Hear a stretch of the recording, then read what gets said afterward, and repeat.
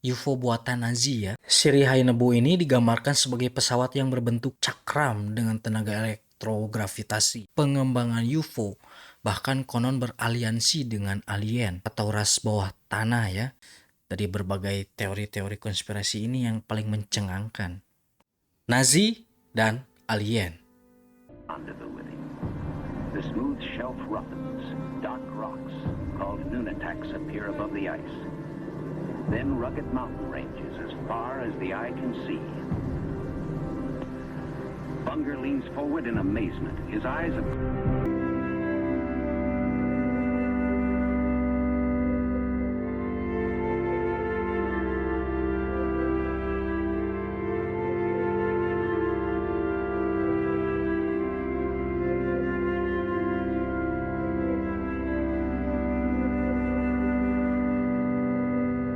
Jadi pembahasan kali ini kita akan membahas tentang perjalanan Nazi ke Antartika ya.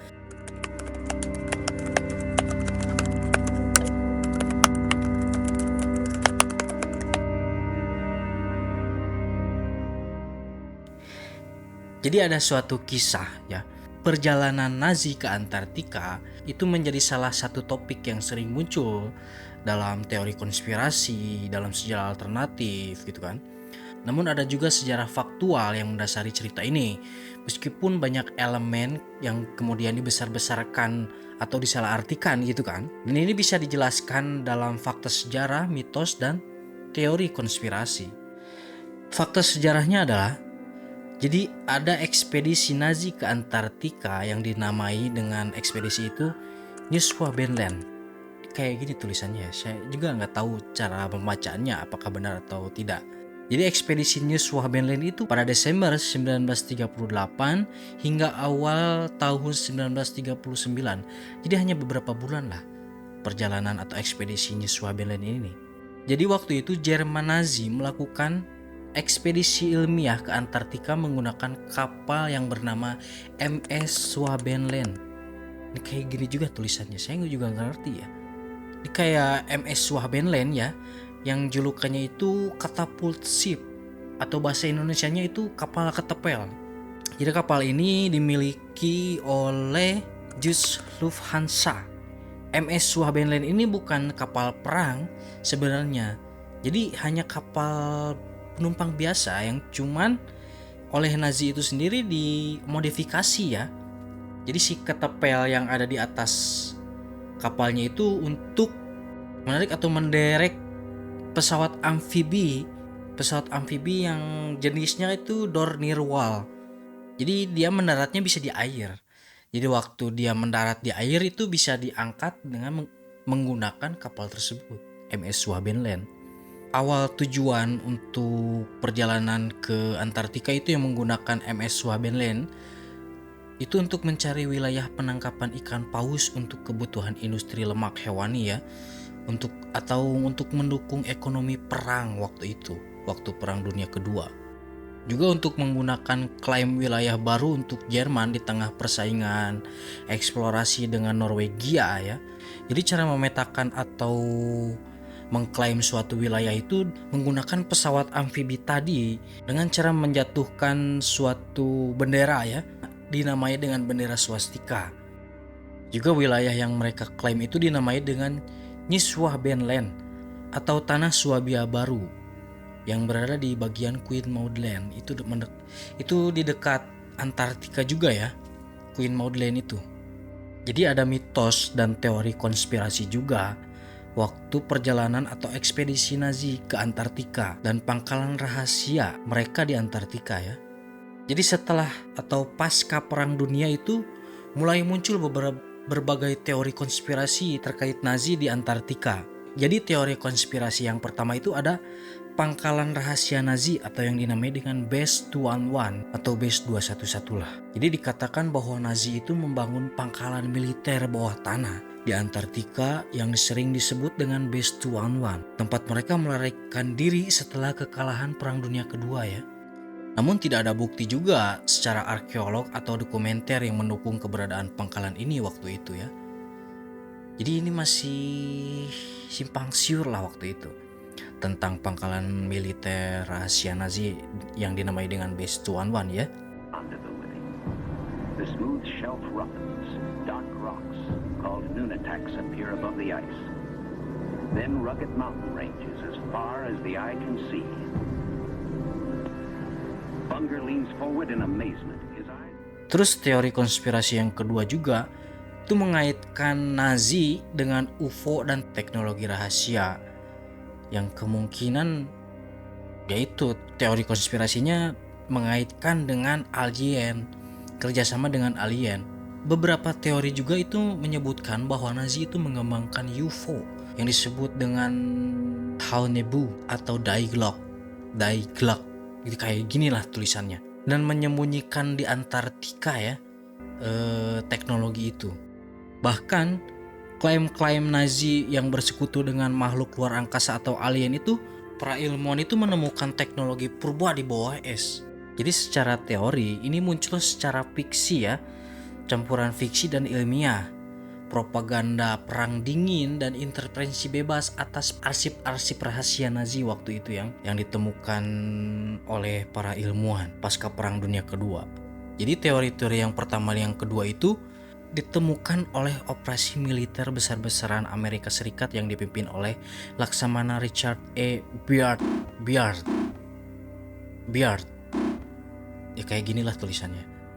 Operasi itu dinamai dengan Operasi High Jump yang terjadi pada tahun 1946 sampai 1947. Tapi yang menarik dari sini, dari operasi High Jump ini, mereka itu atau Laksamana Richard menyebutkan untuk upaya mencari atau menyerang pangkalan Nazi di Antartika ya waktu itu. Namun faktanya tujuan mereka itu untuk latihan militer dan eksplorasi ilmiah ya, bukan untuk mencari Nazi. Operasi High Jump ini menarik nih. Jadi emang Amerika itu udah licik dari dulu juga ya, ingin mencari atau menyerang pangkalan Nazi di Antartika, tapi itu hanya untuk alasan gitu. Faktanya mereka itu untuk latihan militer juga eksplorasi ilmiah di sana ya. Jadi ada beberapa aspek dari teknologi rahasia Nazi itu tentang UFO, kerjasama dengan alien. Jadi aspek yang pertama itu ekspedisi ke Antartika itu benar-benar terjadi pada tahun 1938 sampai 1939 ya. Nazi itu mengklaim mereka itu membangun markas rahasia. Base 211 bawah tanah itu tidak terbukti adanya. Tapi faktanya ini belum terkuak ya, atau masih fiksi lah. Bahkan teknologi UFO itu juga tidak terbukti. Kolaborasi tentang Nazi, kerjasama dengan alien, teori-teori okultisme dan pseudoscience itu hanya fiksi, Bris. Operasi High Jump yang dilakukan oleh militer Amerika Serikat itu benar-benar terjadi juga.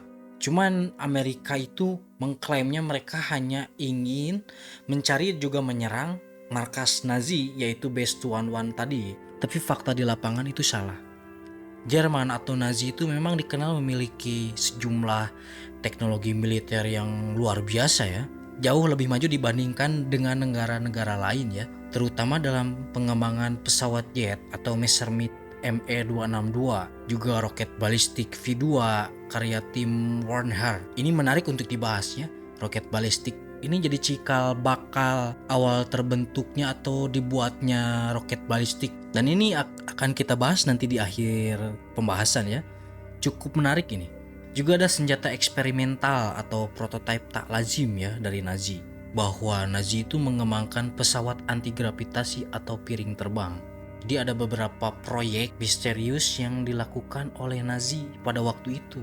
Jadi yang pertama itu ada Die Glock, The Bell. Proyek misterius yang dimiliki Nazi waktu itu ya, yang diklaim mereka. Jadi Die Glock itu artinya lonceng. Mereka itu menyebutkan bahwa Die Glock itu semacam mesin berbentuk lonceng setinggi 4 meter.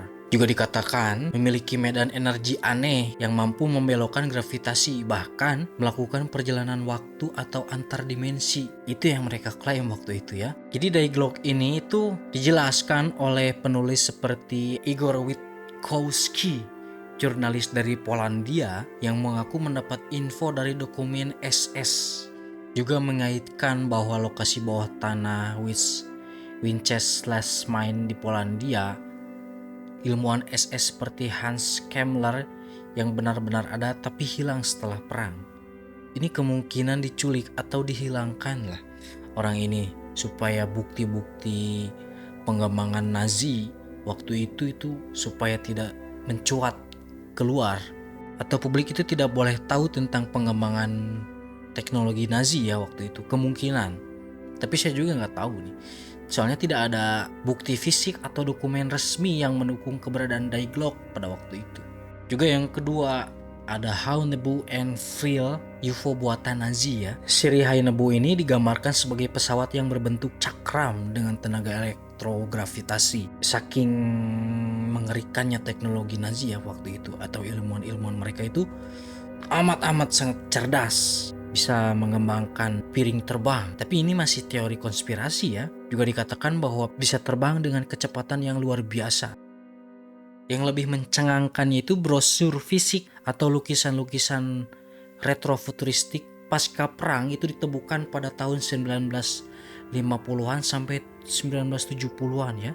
Organisasi historik seperti Thule Society atau Friel Society itu yang keberadaannya pun masih diperdebatkan, karena semua gambar dan skema Haunebu berasal dari publikasi yang tidak resmi, bahkan tidak pernah ditemukan arsip militer dari Nazi itu sendiri. Terus teori konspirasi yang ketiganya itu, menurut beberapa pihak, teknologi rahasia seperti Die Glocke juga Haunebu ini dibawa ke markas bawah tanah di Antartika ya, yang tadi disebut dengan Base 211 setelah kekalahan mereka pada Perang Dunia Kedua. Di sana juga mereka melanjutkan pengembangan UFO, bahkan konon beraliansi dengan alien atau ras bawah tanah ya. Dari berbagai teori-teori konspirasi ini yang paling mencengangkan. Bahkan klaim aliansi Nazi yang kerjasama dengan alien itu murni fiksi esoterik dan spekulatif tanpa sumber ilmiah. Dari beberapa teori konspirasi dengan teknologi misterius Nazi ya, yang mengaitkan mereka bekerja sama dengan alien, kebanyakan itu hanya fiksi atau tidak didukung dengan bukti ilmiah atau arsip juga dokumenter. Tapi dari beberapa fiksi atau kebohongan dari beberapa teknologi Nazi, ada juga teknologi yang ditemukan oleh Nazi pasca Perang Dunia Kedua itu yang dikembangkan sampai saat ini, bahkan dipergunakan di Israel oleh Iran. Itu adalah hasil buatan Nazi, dan ini sungguh mengerikan. Jadi yang dikembangkan oleh Nazi selama Perang Dunia Kedua itu ada dua jenis yang merupakan bagian dari program senjata rahasia yang bernama Vergeltungswaffen. Artinya itu senjata pembalasan. Yang tadi V2 ya. Juga ada V1 yang disebut dengan Flying Bomb atau Buzz Bomb. Nama lengkapnya itu Vissler FI-103. Julukannya itu V1. Vergeltungswaffen. Spesifikasi teknisnya V1 Flying Bomb ini atau Buzz One ya, sejenis pesawat tanpa awak atau prototipe rudal jelajah yang panjangnya itu mencapai kurang lebih 8,3 meter. Itu cukup besar. Jangkauannya 250 km. Juga kecepatan dari V1 Flying Bomb ini mencapai 640 km per jam. Juga V1 Flying Bomb ini menggunakan mesin pulse jet Argus AS 109-014 yang bisa mengangkut hulu ledak sampai kurang lebih 850 kg. Itu lumayan besar. Jadi cara peluncuran dari V1 Flying Bomb ini menggunakan rel dengan mesin pulse jet yang mengeluarkan suara dengung yang sangat keras ya. Lalu setelah mencapai jarak tertentu menggunakan sistem giroskopik dan altimeter, mesinnya mati dan bom jatuh menukik ke titik yang ditentukan. Namun sayangnya tidak terlalu akurat ya, tapi efektif sebagai senjata teror terhadap warga sipil ya waktu itu. Dan ini dipergunakan pertama kali itu pada Juni 1944. Ada sekitar 30.000 V1 yang diproduksi dan hanya sekitar 9.500 yang ditembakkan ke Inggris atau di London dan Antwerp, dan juga menghilangkan atau membuat korban jiwa sekitar 6.000 jiwa. Terus yang kedua itu V2 roket, 4 roket. Nama lengkapnya itu agregat 4 atau A4. Yang sering dikenal di seluruh dunia itu V2, Vergeltungswaffe 2. Spesifikasi dari V2 roket ini semacam rudal balistik jarak pendek ya. Pada waktu itu hanya jarak pendek. V2 roket ini itu semacam rudal balistik jarak pendek ya, yang panjangnya itu mencapai 14 meter. Jangkauannya sampai 320 km. Tidak terpaut jauh dari V1 tadi ya. Tetapi kecepatannya ini sungguh mencengangkan ya. Bisa mencapai 5.700 km per jam. Itu sudah memasuki kecepatan supersonik. Juga V1 ini menggunakan mesin roket yang berbahan bakar cair seperti etanol, juga oksigen cair ya. Dan V2 roket ini atau V2 roket ini mampu mengangkut atau membawa hulu ledak kurang lebih 1.000 kg bahan peledak. Nah, ini yang jadi inovasi penting di dunia militer ya saat ini. Jadi V2 ini menjadi sebuah rudal pertama di dunia yang menembus batas ruang udara ya, suborbital, menggunakan sistem inertial guidance untuk navigasi otomatis. Juga ditembakkan secara vertikal lalu jatuh ke target dengan kecepatan yang sangat tinggi. Juga pada waktu itu tidak bisa dicegat pada masanya. Sungguh revolusioner ya teknologi V2 ini. Awal cikal bakalnya terbuatnya roket balistik yang digunakan saat ini perang di Israel dan Iran. Dan V2 ini atau roket balistik ini dipergunakan pada tahun 1944. Sekitar ada 3.000 unit yang ditembakkan pada waktu itu dan membuat 9.000 orang menjadi korban jiwa di sana. Setelah menghancurkan pada tahun 1944, ratusan ribu tahanan camp itu dipaksa kerja rodi untuk membangun roket di fasilitas bawah tanah di Mittelwerk. Apalah itulah. Sungguh teknologi yang revolusioner ya pada saat itu. Bisa membuat roket balistik yang bahkan negara-negara lain belum tentu memikirkan sampai membuat teknologi seperti itu. Jadi cikal bakal atau terbuatnya V1 ini sekarang itu dikembangkan dan dijadikan sebagai, atau sekarang itu lebih dikenal dengan cruise missile. Dan V2 itu sekarang menjadi ICBM atau program luar angkasa. Itu